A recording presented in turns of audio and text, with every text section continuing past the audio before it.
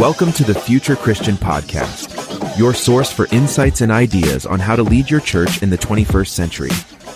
At the Future Christian Podcast, we talk to pastors, authors, and other faith leaders for helpful advice and practical wisdom to help you and your community of faith walk boldly into the future. Whether you're a pastor, church leader, or a passionate member of your faith community, this podcast is designed to challenge, inspire, and equip you with the tools you need for impactful ministry. And now for a little bit about the guest for this episode. Welcome to the Future Christian Podcast. Today, Martha Tatarnic again welcomes Alexander Lang to the show. Martha had a great episode with him back in season 14. We'll put a link in the show notes. Alex is a former PCUSA pastor who worked in church ministry for 20 years.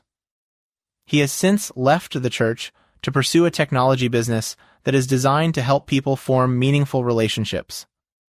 Alex's interests include independent film, electronic music, and deep conversation with people who question, doubt, and want to dig into the most complex issues we face as humans.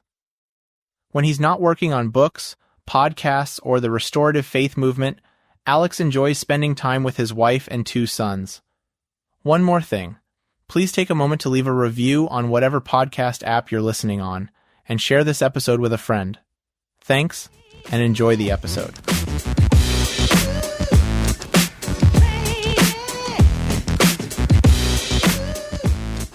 Welcome to the Future Christian Podcast. I am the co-host of this podcast, Martha Tatarnic. Today, I am having a conversation with someone who is becoming quite well known to our Future Christian community, Alexander Lang. Alex, you're becoming a bit of a fixture on this podcast, and I'm so grateful for that being the case because it is always such a delight and a time full of insight when I get to be able to talk with you. Oh, thank you. Wow, that's really kind. That's an introduction. No, I'm really happy to be here. It's been really nice to be able to consistently come back and talk to you all and to be part of your, to be able to speak to your audience. Yeah, for sure. Now, just a refresher to our listeners or to give some context to new people tuning in. Alex, we've had a few really interesting conversations on past Future Christian episodes. The first time we talked was about a year ago, I think. And it was after your choice to leave parish ministry, an article that you had written about your reasons for leaving parish ministry going viral. And I felt quite privileged to be able to talk with you in the midst of all of the many media requests that you were fielding at that time. Then we talked earlier this year about your new book, Restorative Beauty, Spirituality for the 21st Century Rationalist. So why don't you catch us up on what is going on for you right now? I know that you do have a few creative irons in the fire. So can you just tell our listeners what's getting you out of bed in the morning these days or keeping you up at night? Sure. No. Yeah, the last time we spoke, as you said, I had just published Restorative Beauty. And as you can appreciate, because you're working on a book right now, it feels good to have it behind you. So when you're in the middle of it, it's just so much time and effort goes into that. Mm-hmm. And so to be freed of that was just a wonderful thing. I was able to kind of turn my attention back to my podcast, which is the Restorative Faith Podcast, which is a little bit different from the way that you all run yours, which is basically conversations one-on-one for the most part. And with mine, it's more of a highly edited kind of thing. The best analogy is actually Malcolm Gladwell's revisionist history. It's kind of the way that I modeled it after. Like an episode takes me about 50 hours to put it together. Oh my God. Wow. Because I have a whole team. I have like a team of reporters who work with me. And so they go out and they find these interviews. And so to actually get it together and to have a full episode, it takes quite a lot of time. So I dropped my whole season all at once, but we've been working for 2 years on season 4, which deals with the conflict between science and religion and science and Christianity in particular. Yeah, it's a big one. My podcast focuses on why people are leaving the church. and science and religion are a huge one. So I've been waiting a couple of years to be able to do this, and I have some amazing guests for this season. So I've been working on that. But then, of course, the other thing that I've been working on for the last several months is a YouTube series called Coro.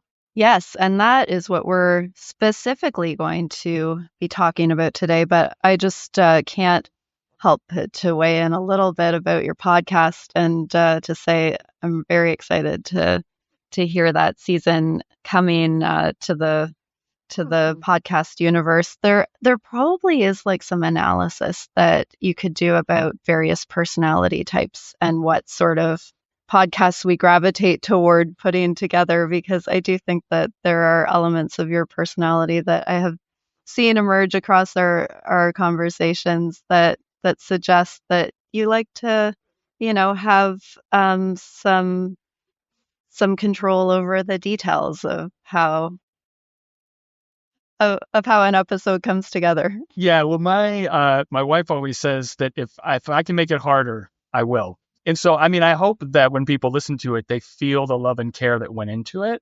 because that's super important to me. And I want to say, like, I really appreciate podcasts like these where you're like, it's a whole different kind of thing to find people to have them on and to have these conversations like you all do. Those are so important because the consistency of those conversations, they matter. Right. Whereas not everybody can wait 2 years to, put out a couple of episodes like I'm doing. So I think that this is just as important, equally as important to what I do. Yeah, I mean, I think both are valuable. It's just sort of interesting the different approaches and the different benefits of each approach, I think.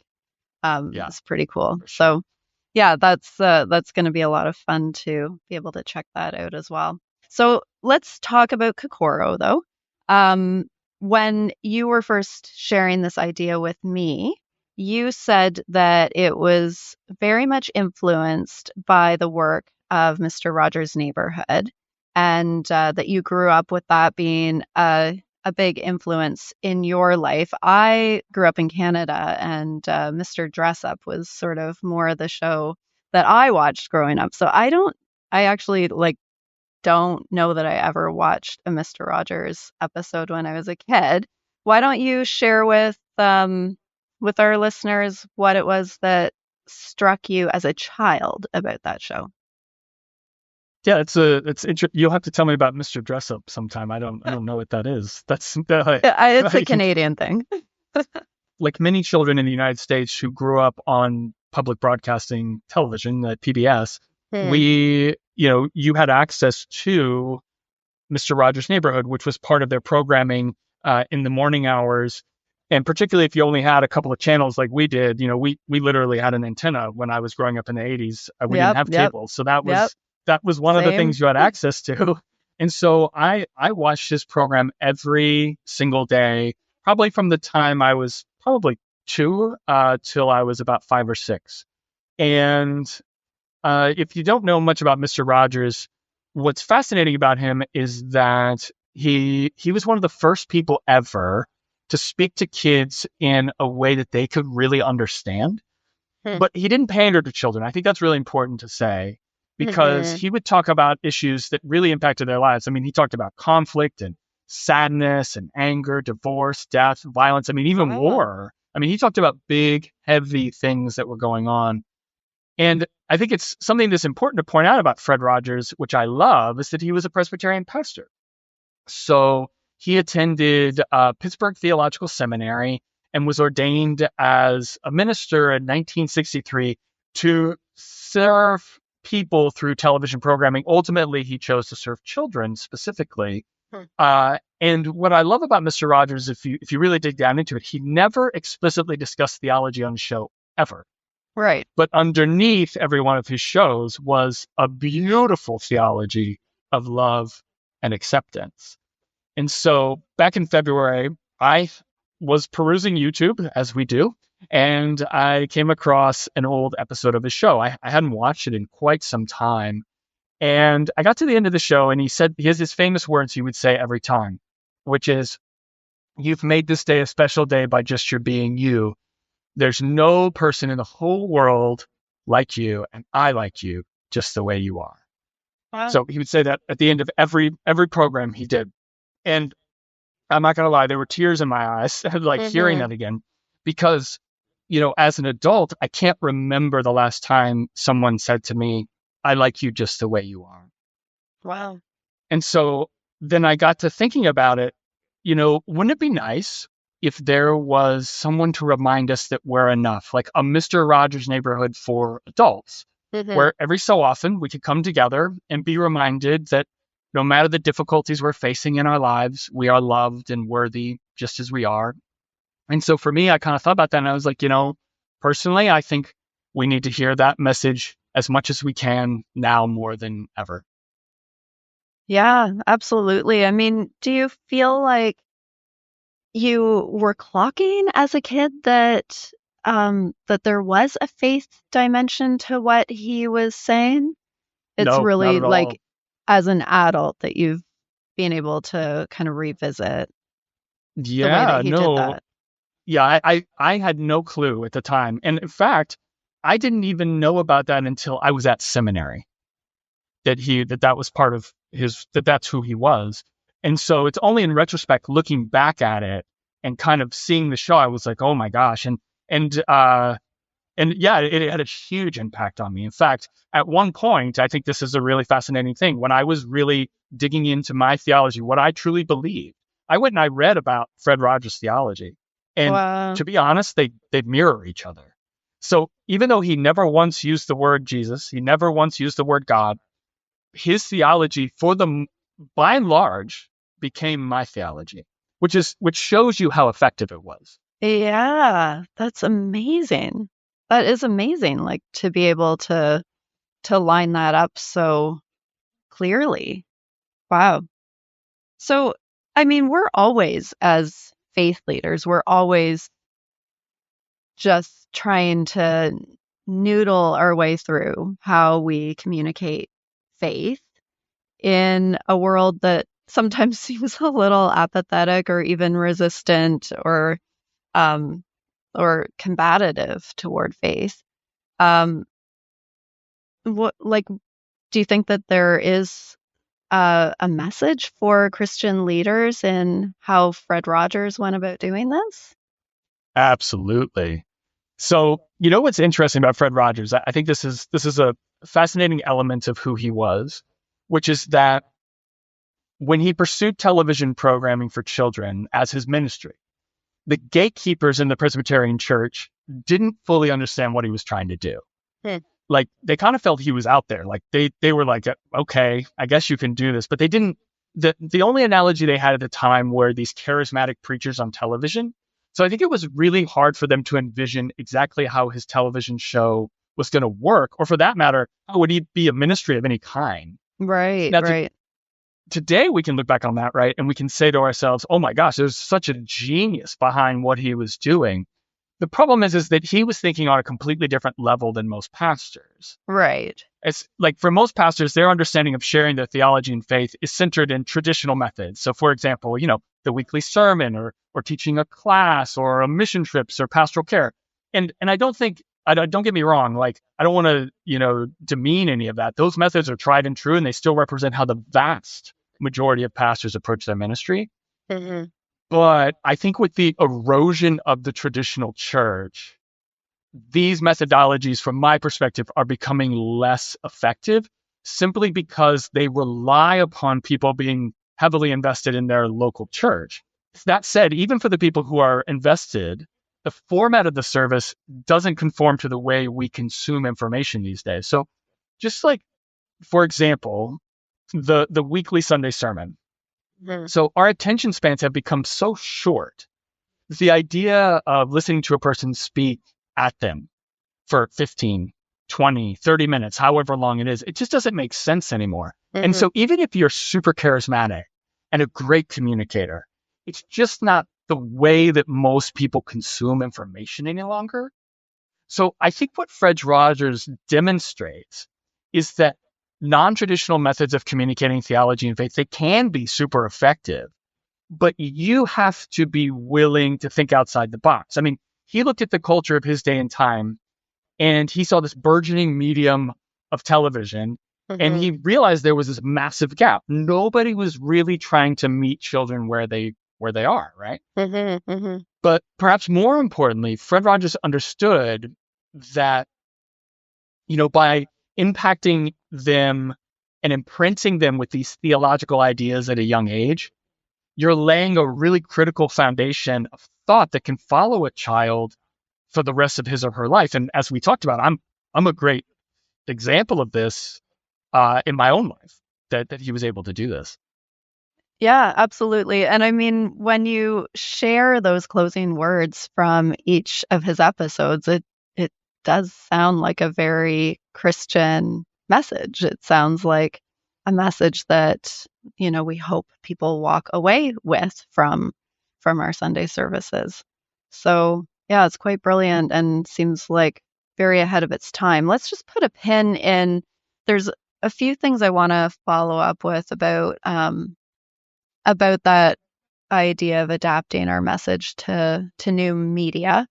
So I want to circle back to that eventually, but I want to talk about Kokoro specifically because it isn't just a remake of Mr. Rogers' Neighborhood. You're not working for PBS, and your vision isn't for children. So why don't you sketch out for us how you're structuring Kokoro? Yeah, so I wanted to create a show that talks about important issues that we face as adults. And I think that that's the driving force, is that there's always a theme that drives every episode. So trust, anxiety, curiosity, regret, doubt. So it's these themes that are universal to every single person. Anybody can relate to them. So that's really important where we start, right? And then what I did was I broke every show into 4 segments. So like Mr. Rogers' Neighborhood, I wanted the segments to be predictable. So every episode follows the same pattern. Right. So the first segment always starts with a story that establishes the theme. And I always tell this story sitting in my green chair in my living room. And this is similar to how Fred would begin his program in his living room, every show. And so I tell this story that establishes the theme. And then the second segment is usually an interview that takes place in my kitchen.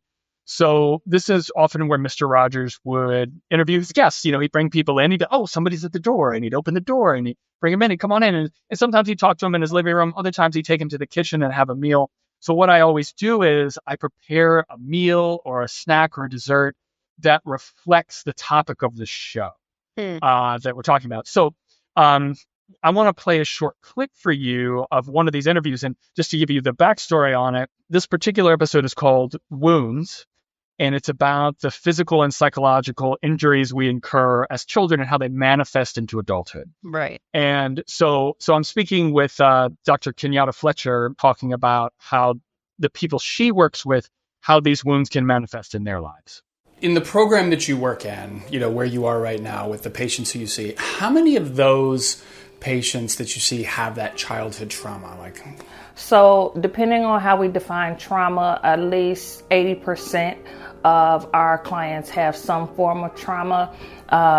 Much of the trauma does come from childhood, and it is physical, sexual, emotional abuse. What are some ways that you've seen psychological abuse play out in some of your clients? So psychological abuse is one of the hardest things to deal with because it has long-term lasting effects. There's a certain level of stress that is positive, and then there's negative. So negative stress is high-stressed environments all the time, whether it stems from, your economic status or any of that, witnessing violence. But emotional and verbal abuse is one of those things that's hard to let go because it impacts your thinking about yourself and how you feel in terms of life and what others think about you, your self-esteem. So after finishing the interview, then I moved down to my family room for the third segment, which is I'm always sitting on the floor. And during this segment, we're always engaged in something tactile, like I'm building something. Now, Mr. Rogers, he would always have an object lesson. And running a church, when you're talking to children, object lessons are really important, usually for the children's sermon. But I always felt like having something that physical to represent what we're talking about becomes so important. And so I decided to mirror this in my episode as a visual representation. So the basically the title slides for my episodes are always that object, whatever that object is that I'm working with. And they all have something different to do with whatever we're talking about. Now, concurrent with me constructing the object, I'm also teaching a specific concept that's the linchpin of the episode. So, for example, the episode on trust, while I'm talking about the concept of trust, I'm building a structure out of magnet tiles. And I don't know if you've ever played with magnet tiles before. No, I don't think so. So I never had them when I was a child, but they're new. And so my kids had them. And basically, they're these tiles made of basic shapes like squares and triangles. And they have magnets inside of them that you can very easily build with them. It's kind of neat what you can do with them. And so I play with my sons with these magnet tiles all the time. And so the idea, though, that I use them for, I pull them back out because my sons are teenagers now. But I pulled them out and I thought the idea was to represent how trust between two people is like a structure that we build over time, and how that structure can be damaged or even destroyed when trust is broken. Right. And I mean, that's really great too, just in terms of like all that we understand now, I think, about learning styles and about the ways in which concepts are reinforced psychologically in the human brain, is to have kind of those different elements of how you get at a concept, right? Like to have that tactile piece, like brilliant. It's really yeah. Well, and the hope is, as you said, they're not going to remember everything that I say, but what they will remember, that like in their brain, you're right, they're going to link together. Oh, there was this object, and oh yeah, he was building that building, and it was about how trust can disintegrate. Now that may be all they remember, but that's okay, because at least they remembered something. And you're right, it's having those kind of connections that really matter. And then from there, I moved to the final segment, the fourth segment, which is in my dining room. And so whatever I was working on in the previous segment, now that's on display next to me while I talk about strategies for addressing the issue. So this is kind of like my practicality. And this would be where I diverge a bit from Mr. Rogers, because Mr. Rogers, he would provide practical applications for children. But, children by nature of their disposition, they have very limited capacity to change their circumstances. Right. They just can't do it because they have so little control over their environments. And so really the function of his show was just to make those children, for the most part, feel seen. Like that was really what he was trying to do, which was beautiful. But as adults, we have more volition, right? We have choices in our lives. And we also have more baggage that can weigh us down. So we actually have things that, life experiences that have hurt us. And so the goal at the end of each episode for me is really twofold. One, I want to let the viewer know that whatever baggage they're carrying with them, that's understandable. That's part of life. And you shouldn't feel judged for that. And two, I want to provide inspiration and strategies for improving your life. And so I want to play a short clip where I'm discussing how finding a deep sense of purpose is one of the best ways to overcome our anxiety. And for just a little bit of context around this clip, earlier in the episode, I discussed Maslow's hierarchy of need, and I come back to that in this section as a grounding point for purpose in our lives. So from my perspective, what I think we need to do is we need to look at the top of Maslow's hierarchy of need, self-actualization. The idea behind that is that you're reaching your full potential as a human being. And in reaching that potential, what you're doing is you're taking your gifts and you're using them for the benefit of people all over the world. I think one could argue that the greatest purpose a person can have is when they know that their presence is changing the world for the better. And I think the place where we can do this best is with the people in our lives, our friends and our family. Because when you invest those gifts that you have, and we all have very special gifts that we can use, when you use those to improve the lives of the people around you, expecting nothing in return, what often happens is you are shown a great deal of love and appreciation, and that's so much better than any amount of money you could receive. So I'm interested, I think that what I'm hearing across these clips and across your descriptions and the segments and so on is very much like applicability to the things that, like, as adults we struggle with, that, like, very sort of universal experiences of you get to adulthood and you've got wounds and you've got trauma and you're looking for healing and you're looking for purpose. So, like, are there specific Christian theological principles that you're building into this as well without using Christian language? Do you feel like there are more general faith principles that you're drawing on? What's kind of the theological underpinning that you're working with? Yeah, so my thinking has been shaped and formed by theology. So that's I can't really divorce those two things any longer, just because of, as you know, as a pastor, this is just something that it becomes part of your thinking. So even if I wanted to, I couldn't do that. But as you heard in that clip, there's a lot of theology bound up in that clip. Yeah. Right. I'm articulating a very particular approach to finding purpose that is, of course, resonant with Jesus' teachings. So if somebody watches that episode and they follow my advice, they will be living a faith-based life, whether they are Christian or not. Right. But also, like Fred, right? Even though there's a lot of theology undergirding my approach, you're never going to hear me talk about God or Jesus in any of these episodes. And I think that's kind of like, to me, the beauty of kind of what comes out of this is for somebody to have an encounter, perhaps with the divine or with these teaching principles that can shape their life, where they don't necessarily even realize, oh, this is explicitly Christian. In fact, if you told them that, they might turn away from it because they would say, oh, I don't want anything to do with that. But when you package it differently, that provides it in a way that people say, oh, well, that feels like something I should try. That feels like something I should apply to my life.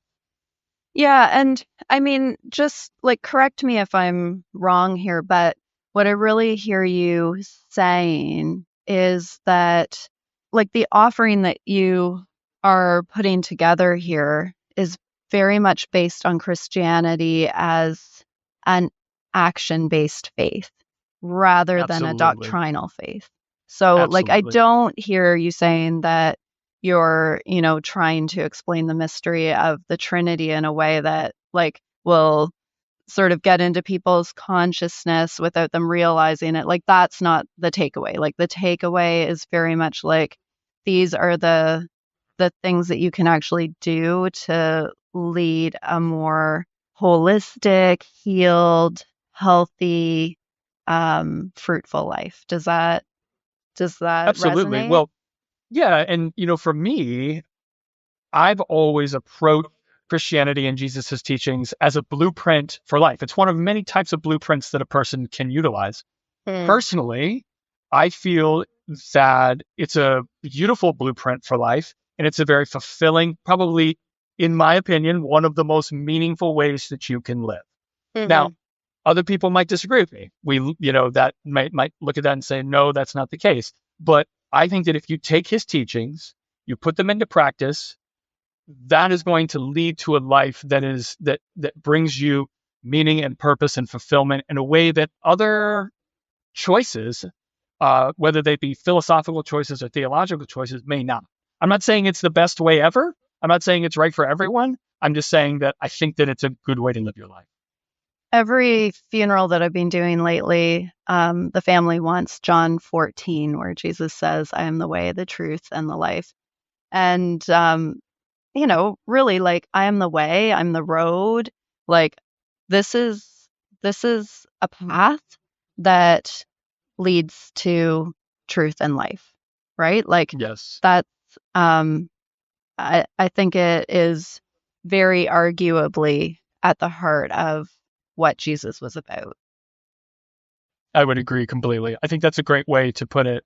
And you've redefined that verse in many ways, because the traditional way that people have interpreted that, of course, is that you believe in him so you can go to heaven. You just taking the concept of the way and saying it's a path forward, a road that you can walk down. I mean, that's a beautiful redefinition of that verse. And I think that for me, I would agree with that wholeheartedly. Yeah. Yeah. It's a path that leads somewhere good. I guess the other follow-up piece that I'm wondering about, like, I'm intrigued by Fred Rogers ending every episode with this affirmation that, like, you are good and worthy just the way that you are. Do you feel like there is kind of a basic affirmation that you're trying to communicate in Kokoro? Yeah, so I end every episode. I do borrow this from Fred Rogers. I have an ending.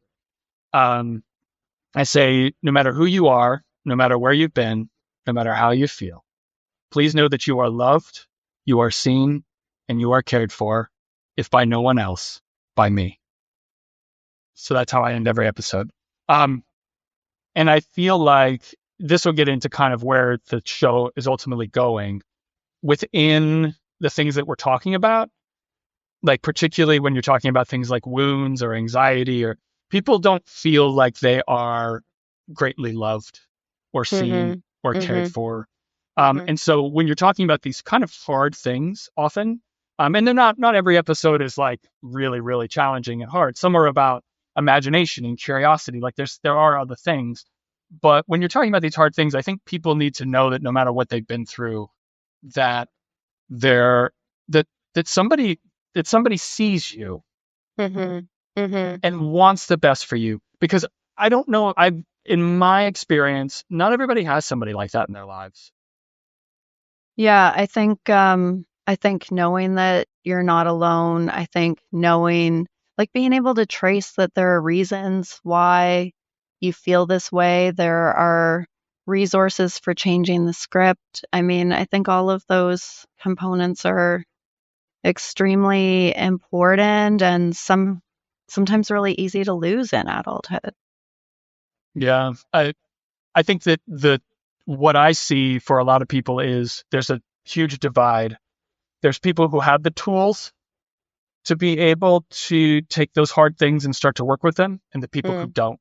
And I think that one of the most beautiful things about where we are today is that you can offer tools to people. I mean, that's essentially what I'm doing is I'm offering thoughts and tools for how you could restructure your life, particularly if you were not privileged enough to have those things, to be able to, and to even know. I mean, something that is so striking to me so often is that you can talk to people and you realize, oh my gosh, it's not that you don't care about these things. It's that you've never been exposed to them. And with the right kind of exposure, those tools can help you transform your life. But until you have that exposure, you don't know what you don't know. Yeah. Yeah. Okay, I want to come back to this idea of repackaging our core Christian messages and communicating them in new ways. And just give me a little leeway here, because this is an ongoing conversation for us in the life of the church, particularly around social media.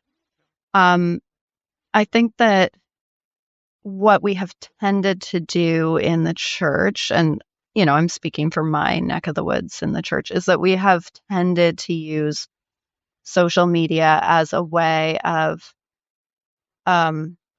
marketing our events, like getting people to come to the church, getting people to follow our services, getting people to listen to our sermons, getting people to come support our bazaar or whatever. And obviously, I think that there's value in doing all of that.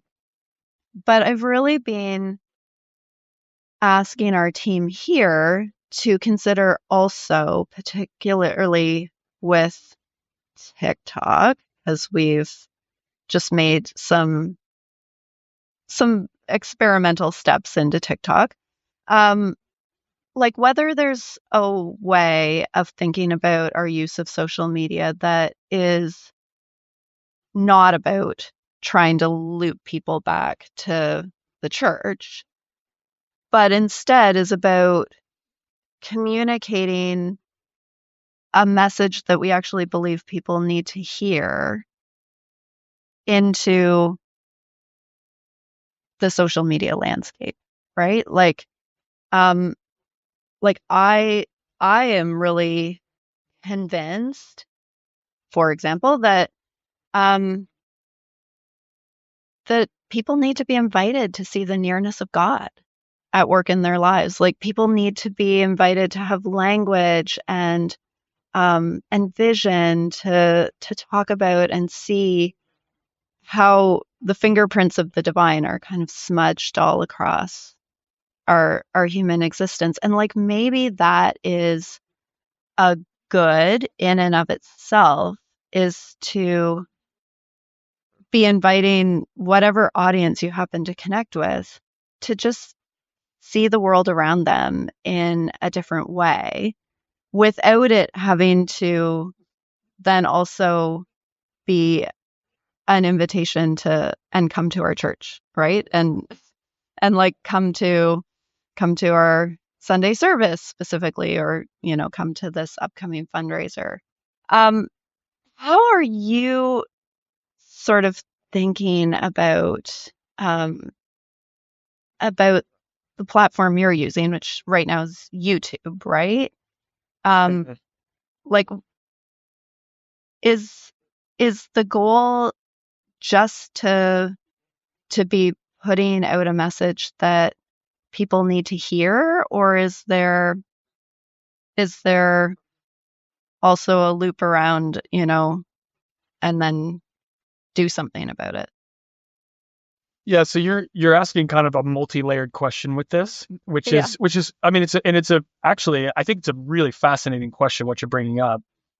So let's take it back to Fred Rogers because I think this is an interesting thing, right? So he saw the medium, like we talked about, the medium of television in the 1960s as a way to reach children. And social media platforms, they represent this remarkable tool that has the potential to reach millions of people. I mean, more than television ever could. Right. However, one of the challenges with these platforms is that unlike traditional television, whether or not someone finds your clips is going to rely heavily on what the algorithm decides to show them, right? Yeah. So I think we all know from being on these platforms, content like what I'm creating is not often going to show up in the feed. What tends to drive the clicks, the likes, the interactions, are clips that grab people's attention, which of course are going to be things in the extremes. So it can be extreme sports. It can be comedians making fun of people, people doing dances that people love, right? Police chases, celebrities and politicians saying things that are controversial.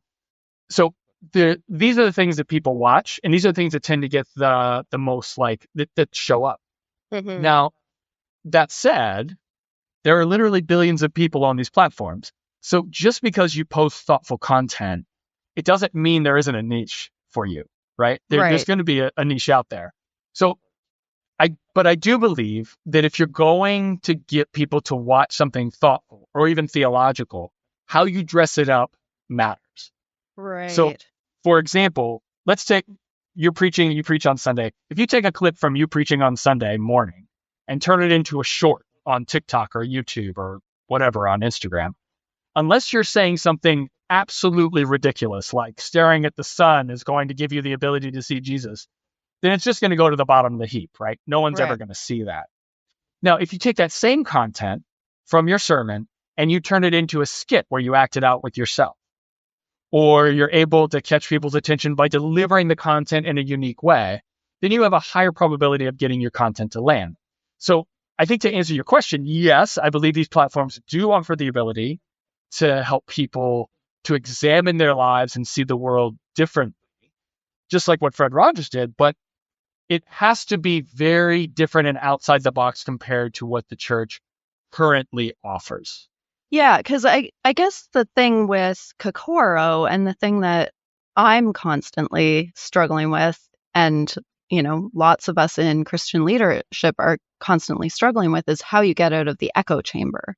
Like ultimately, you don't want Kokoro to just reach the same people who are already engaged with your work, right? Like you want to make a connection with people who who haven't heard that message and who are going to be built up and strengthened and given something good in their lives that like they need, right? Not just sort of enrichment for people who are already like tuned into the good news, right? Yeah, well, and I think that's the challenging aspect of this platform is that the things that people like, why do people get on it? They don't get on it generally to think, oh, I want to be enriched. Like they get on it to be entertained, right? Right. So right. I think that's the challenge with it is that most people's purpose in being there is not the purpose of what we're trying to create. So you have to be sneaky. I mean, I hate to say that, but you just kind of do. You have to be sneaky about it. And so like one thing that I'm doing with my stuff, which is, so my show, it ranges anywhere from, it can be anywhere from 14 minutes to 24 minutes. It depends on what we're talking about, the interviews, all that stuff. I know that putting that up in a big block is going to do me no good. Right. Like I'm going to put it up there. Obviously, I edit the show, so it's a whole show so people can watch it, and I want people to watch it. But how do I get people to go to the show? I get people to go to the show by creating small little shorts of my stuff that'll catch people's attention. Mm-hmm. And then hopefully what that'll lead them to is to that segment that's from. So they'll watch the segment. And then from the segment, my hope is that they'll go to the whole show. So the idea is that you literally are laying breadcrumbs for people and hoping that they will be able to eventually find their way. Because when you think about it, that's how we find our way to most things that we like now is it's a short that kind of gets us, what's our appetite? Then we kind of say, well, wait, who is this person? You click on the thing, and then they usually have something a little larger, and then you're going like to the whole thing. So I feel like you have to use that methodology, but the other thing is, and this is kind of another aspect to it, which is hard for you in your position and why it's easier for me. So you're running an entire institutional church right now, right? Like that's your job. So for me, I can think about this all day, every day. I can put tons of time and resources into it, which by the way, like to edit my episodes, you're talking about, 30 hours a week for me to do that. So you don't have that kind of time to write, to film, right? Like you would need a group of people to come together and help you do this to make it happen. And that's the problem is that most churches, A, they're not thinking that far outside the box. B, even if you personally have the capacity to do it well, you often don't have the time to do it well enough to make it stick. Because it's not just getting one thing. You have to constantly produce content. Yeah. And I think that's the hardest thing about it. Yeah. And I mean, it is exciting that you have the capacity to be able to invest that sort of time and vision and imagination into, I think what's a really important creative venture and like such an important frontier for us to be on in Christian leadership and faith leadership. Like, I guess, what is your vision for where you hope Kokoro will go? And like a sidebar to that question is like, do you hope people like me and other Christian leaders, do you hope that like we'll access your show as resources that we can offer our people? Like, is that, and our audiences, like, is that part of what you're hoping to do, realizing that, a lot of us who are leading churches are strapped for time and resources? Yeah. So, I mean, in some ways, the hope is, if we're thinking like, what kind of audience would it be? Like, if you kind of start there, I think that for me, my audience is definitely people who want meaning. They're searching for meaning. So that's going to be like my initial target audience is people searching for meaning, thinkers, people who love to learn. But I also, it's not just that, I'm also thinking, okay, if you're somebody who's depressed or you're somebody who's dealing with anxiety and you come across one of my clips, well, that's something that could really get you going down this path that wouldn't, which is why I'm trying all these different things. So it's like my target demographic is people pretty much like you, right?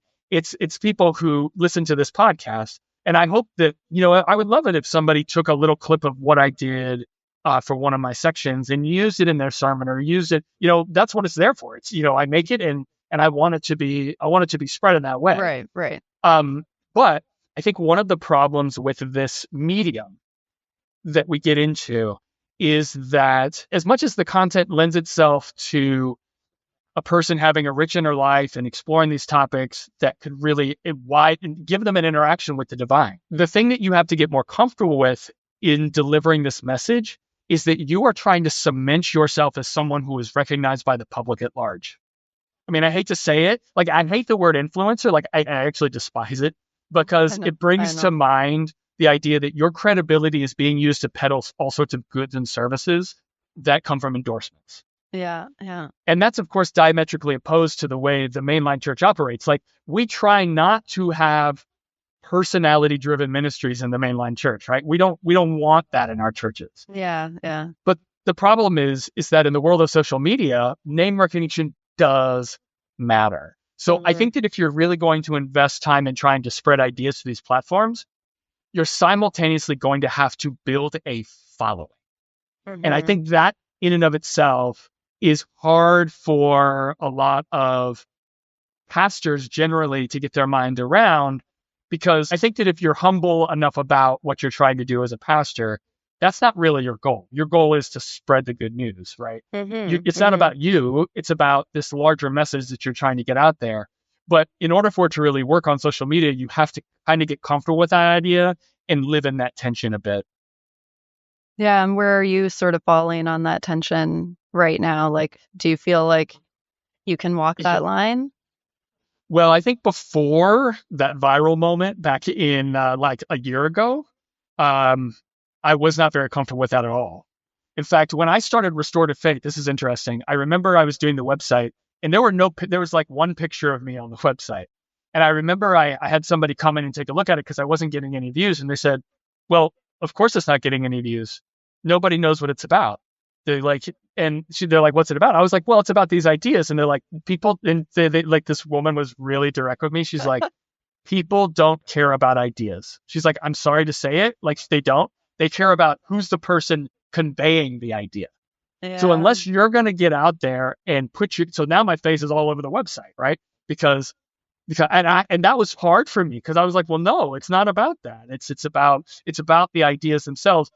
So for me, I think that was like a first step. And then when that thing went viral, that's when I was like, oh, this is a little taste of what it's like to be in the public eye like that.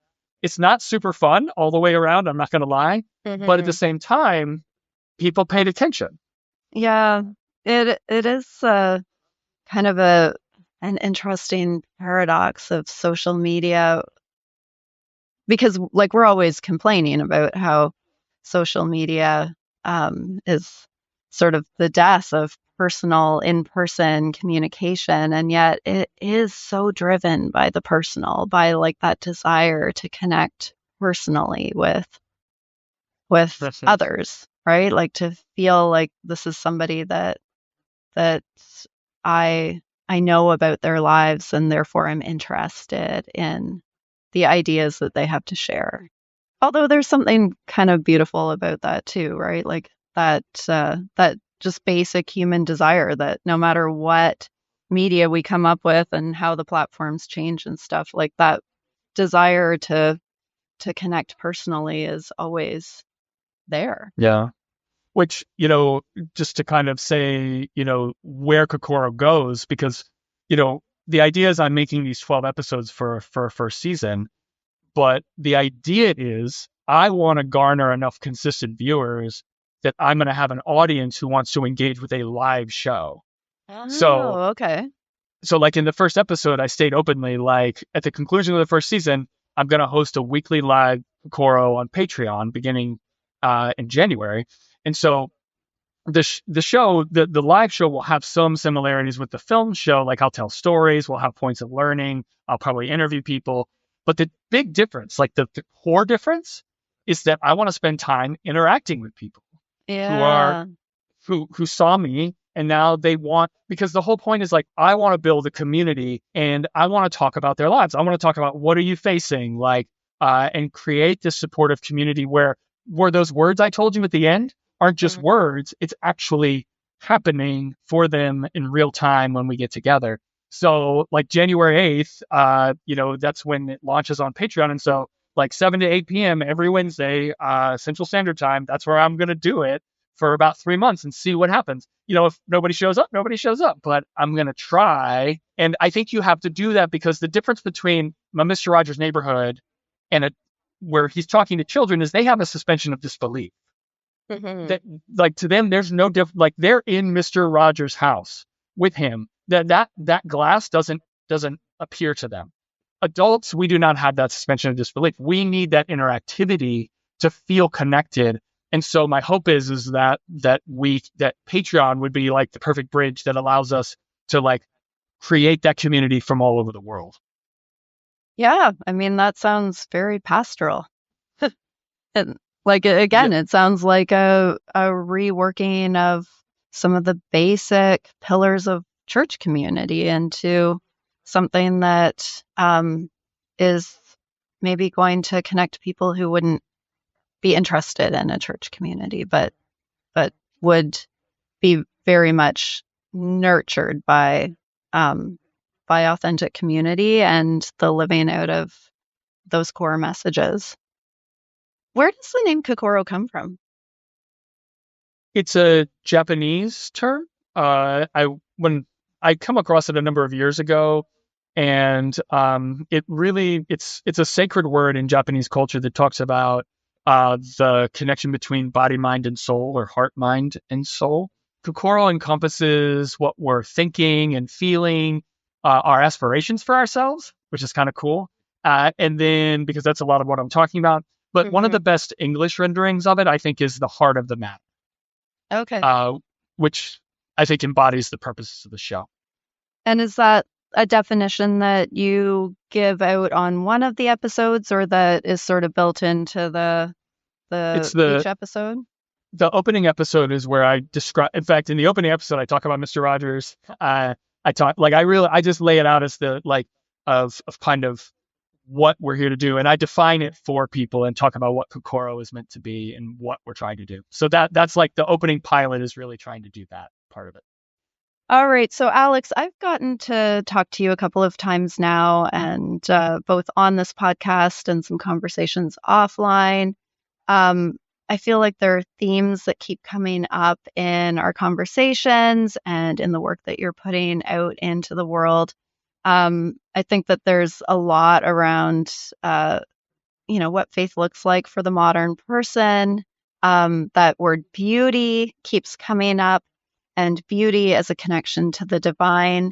Do you feel like Kokoro is a building of these, recurring themes? How does that connect to those recurring themes that you keep coming back to?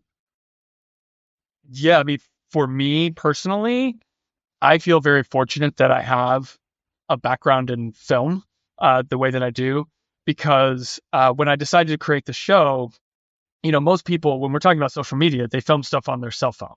Yeah. And for me, what I wanted to do is I wanted to create something that had some artistry to it, and that felt, because I mean, the truth is that it's really me speaking into a camera for the most part for most of the show. And that can get old very quickly. So to me, I really wanted to make it so that there was some beauty inside of it. So, and so for me, as much as I could when I'm filming the thing, I wanted people to see it and be like, oh, like I wanted to be striking it enough that it was different than what most people see out there. Like that it's close to film, but not quite. So it's kind of like this in between. And so we do a lot of shots that are very intentional around things. So I'll give you an example that I just really like. I just edited the 4th episode, which is about curiosity. And in the segment where I'm doing the tactile thing, I'm doing painting. But at the same time, while I'm painting, I'm talking about Leonardo da Vinci, who was known for being this super curious guy, and it's a big reason why his paintings are so incredibly beautiful, is because he managed through his curiosity about the world to learn about like physics of light refraction and how to like make really deep saturated colors. He would exhume bodies and like cut them Mhm. apart to learn about musculature. So while I'm painting, you're seeing in the same room at the same time his paintings projected on the wall, which of course my paintings are horrible, like little kid versions of paintings, but there's a contrast to them. The point being that there's this really kind of beautiful resonance between them that it gives you this moment of like, oh my gosh, like this is really it's like a beautiful way of going back and forth rather than me just sitting there and being like, well, let me tell you about Leonardo da Vinci, right? Yeah. Like there's this moment of you're kind of seeing them go back and forth, and then there's really beautiful music underneath it. And so my hope is, and I don't know if it'll happen, but my hope is that there are moments where people will feel that through the combination of writing, creative camera shots, and music, that they encounter something beautiful, and that is a touch of, oh, I feel that divine inside of me. And so that, I mean, and I don't know if that's going to happen. Like, I don't know if that will occur, but that's what I'm aiming as through the show itself. Yeah, and I have to say, Alex, like over the course of getting to know you, I just have so much appreciation for the level of detail and intentionality that you bring to all of the different media that you explore, whether it's your writing, whether it's Kokoro, uh, whether it's podcasting. I just feel like you are so attentive to those details that actually make something pop with beauty and can sort of catch somebody off guard. And I think that being caught off guard, whether people have the language for it or not, is a connection to the divine. I really do. So let's take a break, and we're going to come back for some closing questions that are custom made for you, Alex, because we've talked enough that that I know some of the things that you might be interested in wrapping up with. Thanks. Looking forward to it. Welcome back to the Future Christian Podcast, and we are going to close out with a couple of questions. These are usually our rapid fire questions, but because we've had Alex on the podcast before, I've custom made just a couple of questions that we can ask each other, and builds on some of the things that we've talked about over the course of several episodes. So, Alex, what is an important movie or TV show, I guess, other than Mr. Rogers' Neighborhood, because we've already talked about that, that would be a touchstone of faith for you? Most recently, definitely The Bear. I don't know if you've Oh, seen that show. I have not. It's about a restaurant opening up in Chicago, but oh my God, it's like it captures so many different aspects of life. So talk about wounds. Everyone in that show is wounded in their own unique way. But how they love each other in the show is really beautiful. So it's a show that where everybody is trying to find their best self, and they don't entirely know how to do it, but with each other, they kind of start working towards that. And the question is, are they going to be able to get out of their own way? By the way, it's one of the most beautifully shot shows I've ever seen. I mean, it's gorgeous cinematography. So I can't recommend it enough. Okay, well, I have heard a number of people that I like to listen to talking about The Bear, so I feel like you have just confirmed that this is actually something I need to get on watching. Yeah, it's a good one for sure. What about you? Well, I think I'm going to pick Hamilton, which I realize, is also or primarily a stage production, but I haven't seen it on stage. I've only seen it on the Disney platform, the recording. And there's just like this profound moment of Alexander Hamilton, having really messed up and then losing a child. And in the midst of this just gut-wrenching grief, there's this experience of forgiveness and grace. And and it just gets articulated in such a beautiful way. And I'm always such a sucker for music being part of how things are communicated. And then, the show ends, and you sort of wonder whether it was about Alexander Hamilton or whether it was maybe about his wife and some of those other voices that we otherwise don't notice or forget to tell some of these stories. There's just like some really cool points in that story that flip the narrative and just say profound things to me about forgiveness and grace. Yeah, it's an amazing show. I've seen it live. It's fantastic. Oh my gosh, I'm jealous. Okay, what about a signature song? What would be a song that you would kind of use as an explanation of what this is all about, what we're all about? So I think that changes depending on where I am in my life. But right now, I would say the song that does that for me is Together by 9 Inch Nails, which I know will sound strange. But if you remember 9 Inch Nails from the 90s, they were like this really like heavy band. But I don't know if you followed Trent Reznor's career, but he has teamed up with Atticus Ross. They've won 2 Academy Awards for their film scoring. I mean, they're brilliant artists. And so the two of them did a 9 Inch Nails album back in 2020. And the track Together was actually used as the background music for the first episode of season 3 of The Bear. And that episode, that opening episode, like blew me away. There was probably 20 words of dialogue in the whole episode, but this song was the backing track to it. And I've rarely been transported out of myself like that before. The only comparison I have is Terrence Malick's Tree of Life. So I was definitely crying a lot when I got to the end of that episode of The Bear. So honestly, that song could be the backing track for all of life for me, like if I wanted to be. So I highly recommend that. Okay, I'm going to check it out immediately. And yeah, I think that tears are a really good sign that something important is happening. Yeah, for sure. Yeah, what about you? Yeah, I mean, again, like it can depend on the day and the time, and it's really hard to narrow down one song. But I would say that a song that I keep coming back to is Jubilee by Mary Chapin Carpenter. And yeah, to me, it speaks of some of those things that we've been talking about today. Like it talks about wounds, and it talks about healing, and it talks about that search for something that is sometimes hard to name. I'm gonna say some of the lyrics because I can't help myself. But one of the verses says, "I can tell by the way you're searching for something you can't even name, that you haven't been able to come to the table, simply glad that you came.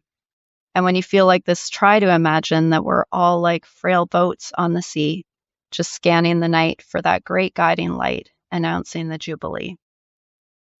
Wow, it's beautiful. Yeah, I love sort of to me, I hear Christian imagery and in the table and the Jubilee and the guiding light, but it's poetic and I think universal enough that people can just be sort of struck by the feeling of understanding what's being said, you know? Mm-hmm. For sure. No, that really hits it quite well. All right. Well, thank you so much, Alex. And do you want to give our listeners just any places where they can find you, engage with your work, follow up on Kokoro? I'll send over the YouTube channel link so that you guys can post it in the show notes. But there's going to be a lot of things. I'll have it on Restorative Faith as well. So there's going to be a lot of ways that I'm going to try to get it out there. And the first episode debuts September 18th, and then it's going to be every Wednesday from that point forward for the next 12 weeks or so. Okay. Well, good luck and thank you so much. We always close with a word of peace. So may God's peace be with you, Alex. And also with you. Thank you.